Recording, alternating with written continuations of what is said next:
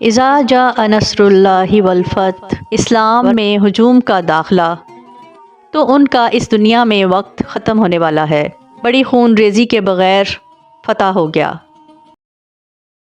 السلام علیکم، میں ہوں ام حاذق۔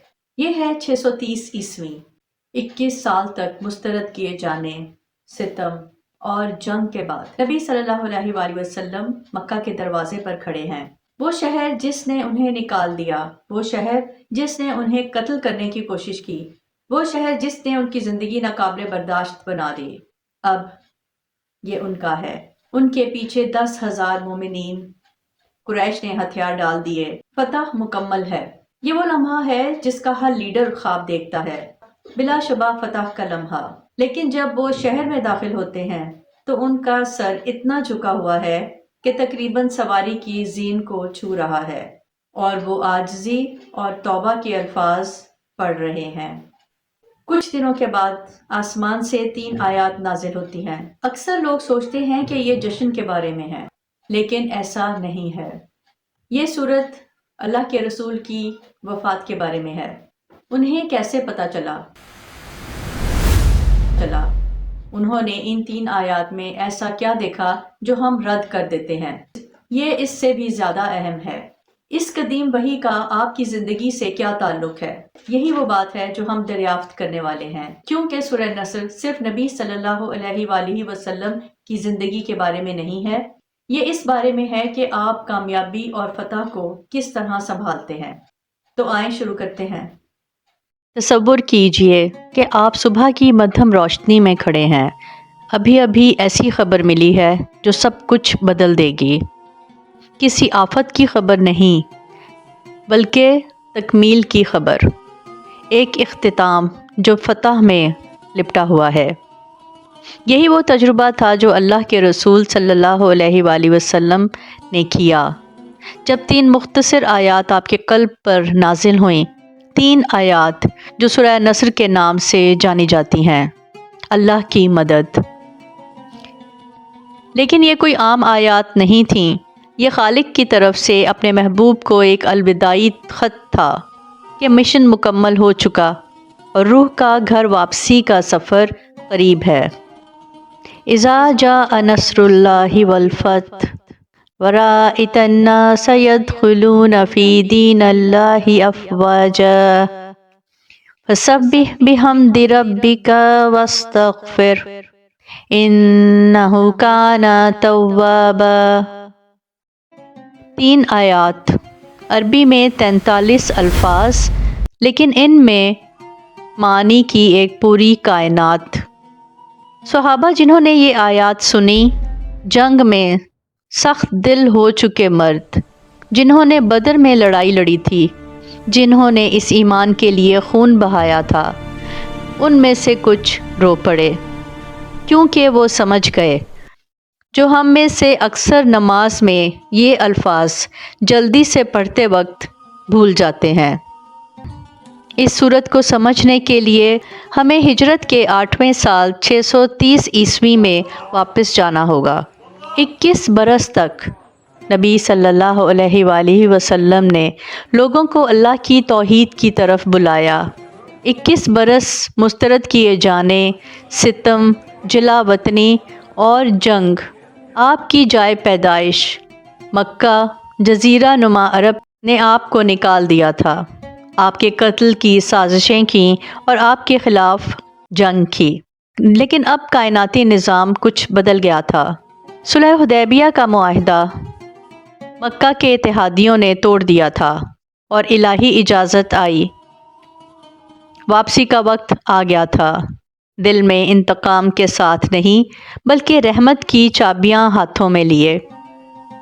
جب مسلمان مکہ میں داخل ہوئے، 10,000 مضبوط لیکن منظم، مہربان فوج، وہ شہر جس نے انہیں نکالا تھا، بڑی خون ریزی کے بغیر فتح ہو گیا۔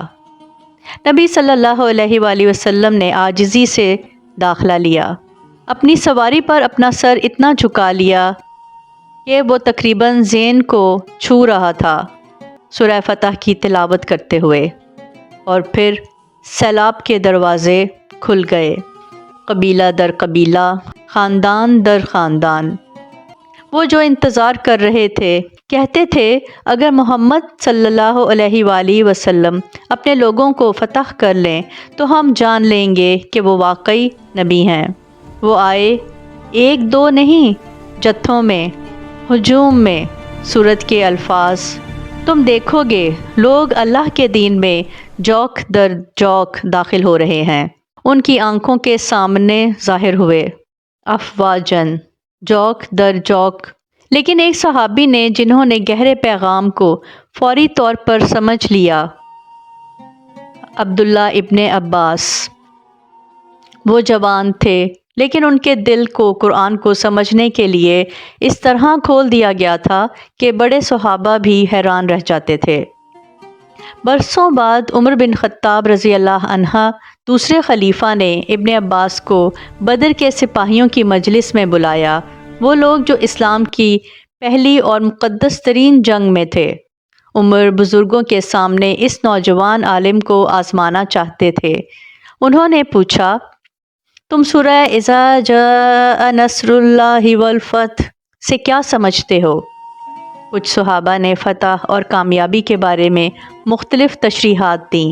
پھر ابن عباس رضی اللہ عنہ نے بات کی اور ان کے الفاظ نے مجلس کو خاموش کرا دیا۔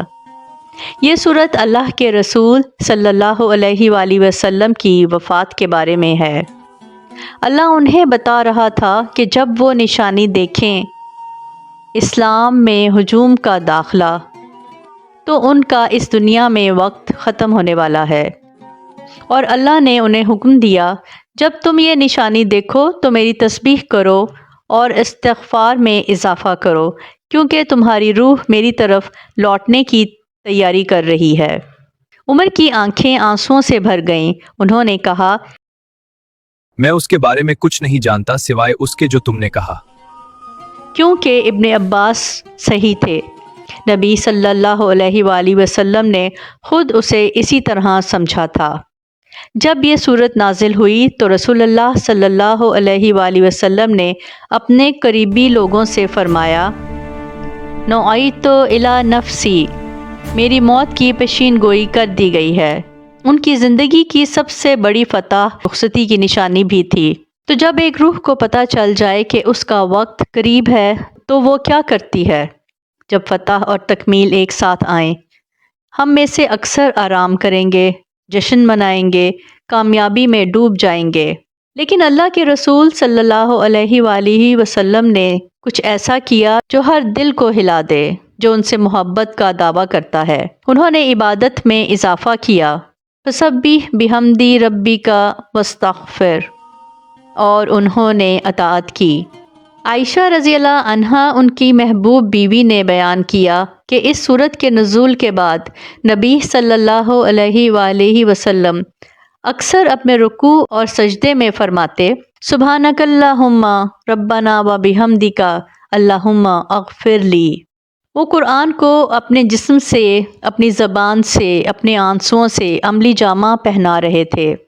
اس پر غور کریں، وہ شخص جس کی اللہ نے خود تعریف کی، جس کے بارے میں اللہ نے فرمایا، ہم نے تمہیں تمام جہانوں کے لیے رحمت کے سوا نہیں بھیجا، وہ جن کے ماضی اور مستقبل کے گناہ پہلے ہی معاف کر دیے گئے تھے، وہ بخشش مانگ رہے تھے، گناہ گار ہونے کی وجہ سے نہیں، بلکہ اس لیے کہ وہ سمجھتے تھے جو ہم اکثر بھول جاتے ہیں کہ کامیابی کی بلندیاں روح کے لیے سب سے خطرناک لمحات ہیں، کہ فتح تکبر پیدا کر سکتی ہے، کہ جب لوگ ہماری تعریف کریں اور ہجوم تمہارے گرد جمع ہوں تو دل بیمار ہو سکتا ہے بغیر تمہیں احساس ہوئے۔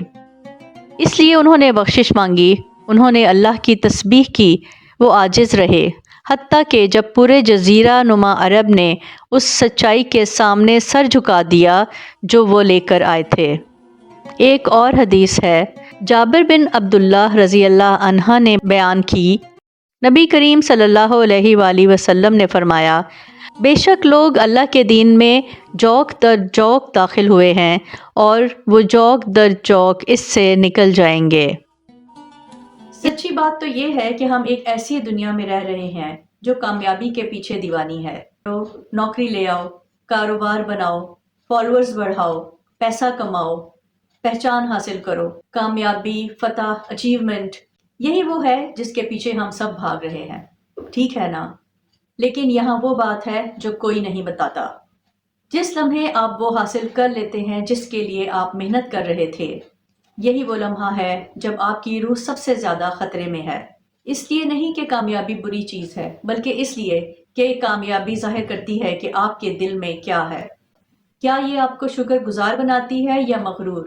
کیا یہ آپ کو عاجز بناتی ہے یا متکبر؟ کیا یہ آپ کو اللہ سے قریب لاتی ہے یا دور لے جاتی ہے؟ 1400 سال پہلے اللہ نے انسانی تاریخ کے سب سے کامیاب شخص کو اس کی کامیابی کے عروج پر 3 آیات نازل کیں، اور یہ آیات کوئی جشن نہیں تھیں، یہ ایک انتباہ تھا، ایک حکم، ایک پیشین گوئی۔ سورہ النصر۔ اور اگر آپ سمجھ لیں کہ اللہ ان 3 آیات میں آپ کو کیا سکھا رہا ہے، تو یہ مکمل طور پہ بدل دے گا کہ آپ اپنی باقی زندگی کی ہر جیت، ہر کامیابی، ہر فتح کو کیسے نمٹتے ہیں۔ تو آئیں سمجھتے ہیں۔ اسے سوچیں، وہی لہریں جو لوگوں کو اندر لائیں انہیں باہر بھی لے جا سکتی ہیں۔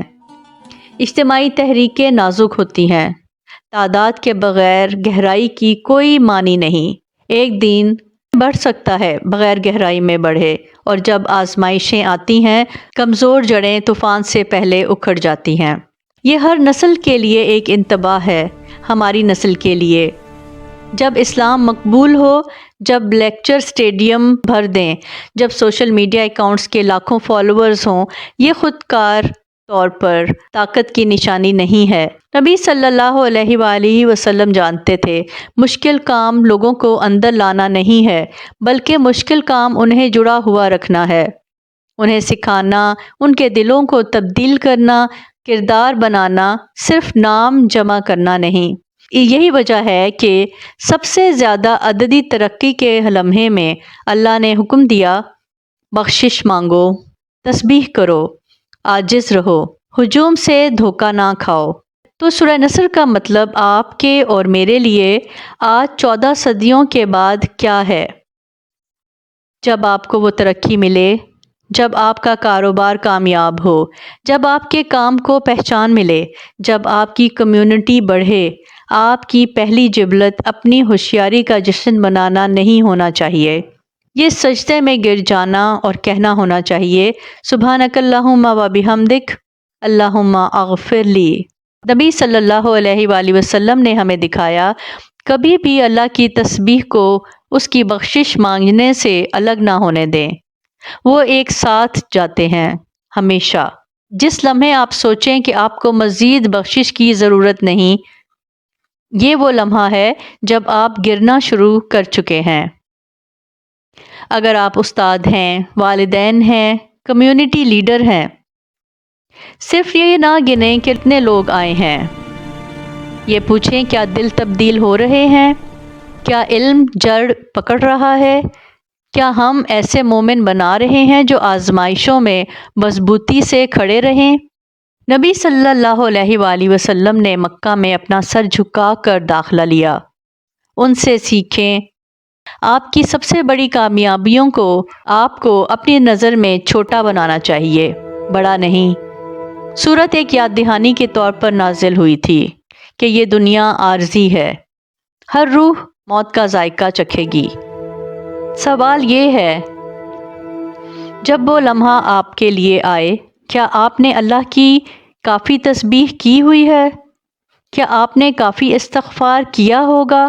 کیا آپ اس سے ایسے دل کے ساتھ ملیں گے جو تیار ہے؟ الوداع سے پہلے آئیں وہی دعا کریں جو نبی صلی اللہ علیہ وآلہ وسلم نے ہمیں سکھائی ہے۔ اللہم ربنا سبحانک و بحمدک اللہم اغفر لی۔ ہماری فتوحات کو عاجزی کے دروازے بنا دیں، تکبر کے نہیں۔ ہماری کامیابی کو تیرے قریب آنے کا ذریعہ بنا، دور جانے کا نہیں۔ ہمیں ہجوم اور مقبولیت کے دھوکے سے بچا، ہمیں گہرائی عطا فرما، خلوص عطا فرما، اور ایسی جڑیں عطا فرما جو ایمان کی مٹی میں گہری اتریں، اور جب ہمارا وقت آئے جیسے تیرے محبوب رسول صلی اللہ علیہ وآلہ وسلم کا آیا، تو ہم تجھ سے ایسے دلوں کے ساتھ ملیں جو تیری تسبیح سے بھرے ہوں، اور ایسی زبانوں کے ساتھ جنہوں نے تیری بخشش مانگنا کبھی نہ چھوڑا۔ انہ کان توابا۔ سبحانک اللہم ربنا و بحمدک اللہم اغفر لی۔ اگر اس غور و فکر نے آپ کے دل کو چھوا ہے تو اسے کسی ایسے شخص کے ساتھ شیئر کریں جسے اسے سننے کی ضرورت ہے۔ ایسی مزید ویڈیوز کے لیے سبسکرائب کریں اور ہمیں کمنٹس میں بتائیں سورہ نصر سے کون سا ایک سبق جو آپ اپنے ساتھ لے جائیں گے۔ بارک اللہ فیکم۔ اگلی بار تک فی امان اللہ۔ سبسکرائب۔